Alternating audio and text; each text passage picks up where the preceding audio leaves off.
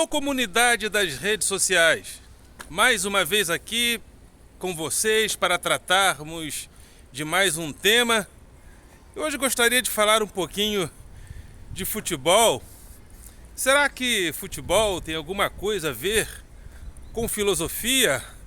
Aparentemente não, mas eu gostaria de colocar alguns detalhes, encontrar algumas coisas que se encontram com a nossa reflexão. Eu penso que sim. Eu acho que há um encontro entre a reflexão filosófica e alguns valores que estão no futebol que a gente não percebe, porque a impressão que nós temos é que futebol é apenas uma questão recreativa. Ora, mas tem gente que mata e morre por causa de futebol. Já vi gente se suicidar, se enrolar na bandeira e se atirar de uma arquibancada altíssima porque o time perdeu. Afinal de contas, isso não é apenas uma pessoa que faz isso, não encontra no futebol apenas uma atividade recreativa. Então, vamos falar um pouco disso. Aliás, ontem, mais uma vez, meu Vasco perdeu de 1-0 na semifinal do campeonato carioca, né, da Taça Guanabara. E não parece que já é a semifinal do carioca mesmo, né? Se eu não me engano é isso. Então, perdeu o primeiro jogo de 1-0, já tinha uma desvantagem de 1 gol, porque o Flamengo somou mais pontos e vai ter que ganhar de 3. Acho muito difícil. Para Deus nada é impossível, né? Afinal de contas, já vimos coisas bastante inusitadas no futebol. Afinal de contas, acho que mais difícil que isso era o Brasil ir para uma Copa do Mundo e perder de 7. Acho que isso era muito mais difícil. Mas enfim, eu acho que tá difícil. Mas ontem perdemos de 1-0 com um gol de Gabigol. E aliás, é a respeito dele que eu gostaria de falar um pouco com vocês no início desse vídeo. Gabigol, lá no final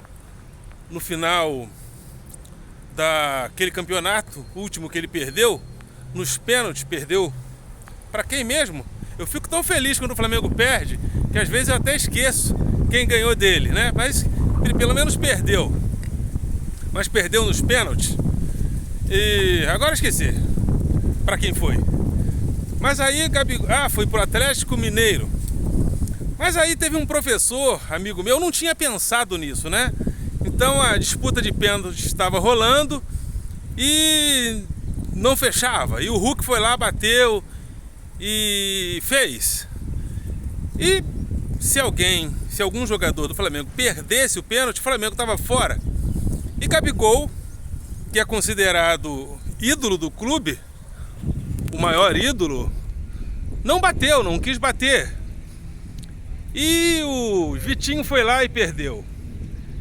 E as pessoas ficaram perguntando, mas por que o Gabigol não bateu o pênalti, se ele é considerado inclusive um batedor com mais categoria que o próprio Vitinho?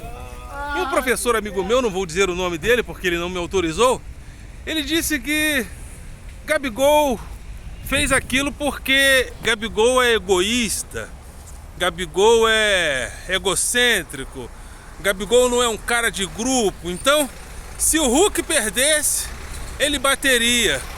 Bateria por quê? Porque ele queria se tornar, sair como herói. Mas se ele batesse ali, o pênalti dele ia se perder no meio de muitos pênaltis batidos. Então, mesmo que o Flamengo ganhasse, o herói não seria ele. Então ele estava procurando um momento de bater o pênalti decisivo.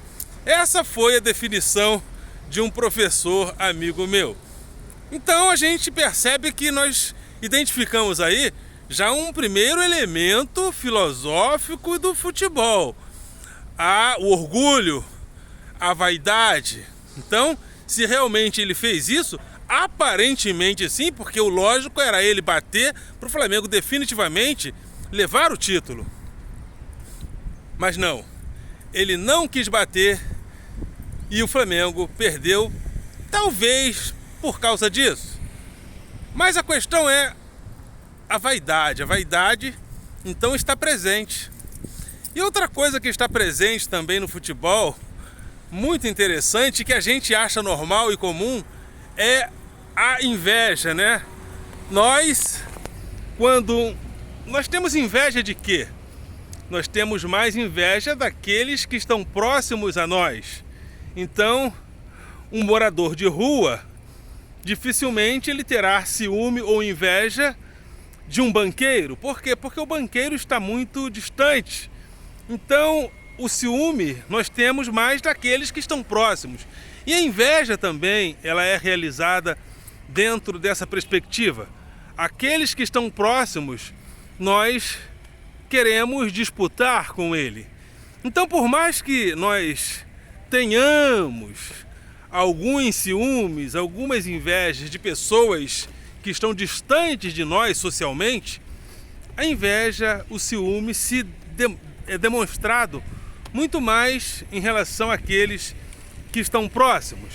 Então, se o Flamengo joga contra qualquer time do Brasil, mesmo sendo do Rio de Janeiro, eu torço contra, porque eu, como vascaíno, não quero ver aquele torcedor adversário que é mais próximo a mim feliz. Então, observem que o futebol ele traz um elemento curioso, que é a inveja, que é o ciúme da maneira como ele aparece socialmente. Sentimos muito mais, ou seja, praticamos muito mais o ciúme, praticamos muito mais a inveja diante daqueles que estão mais próximos. Mas como é futebol e aparentemente é uma coisa recreativa, nós colocamos nele o ciúme, mas um ciúme aceitável, socialmente aceitável. Afinal de contas, futebol é só brincadeira. Afinal de contas, futebol é só uma recreação. Evidentemente, é apenas uma recreação até a página B, porque com certeza perder de 7-1 diante do mundo olhando, aquilo não me pareceu apenas um acidente na recreação, porque uma das coisas pelas quais nós somos identificados no mundo também é através do futebol, é através do samba. Então, uma marca da nossa cultura foi, de uma certa forma, vilipendiada naquele momento onde perdemos por 7-1.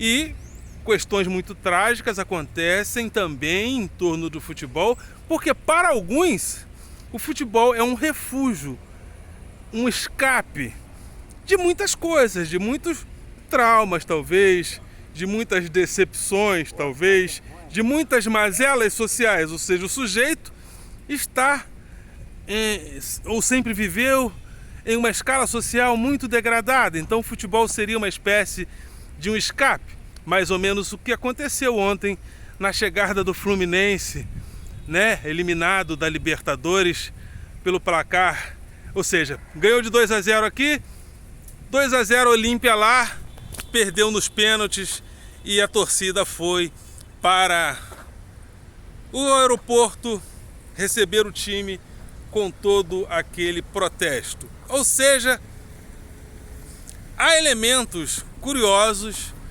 no futebol que nos levam também à reflexão filosófica.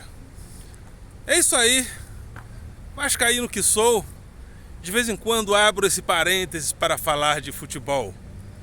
E que o Flamengo não seja campeão, se caso ele elimine o Vasco. Faça o teu comentário, né? Se é flamenguista, é tricolor, botafoguense, faz aí o teu comentário a respeito dessa nossa abordagem e nós voltamos em um próximo vídeo. Ok, galera?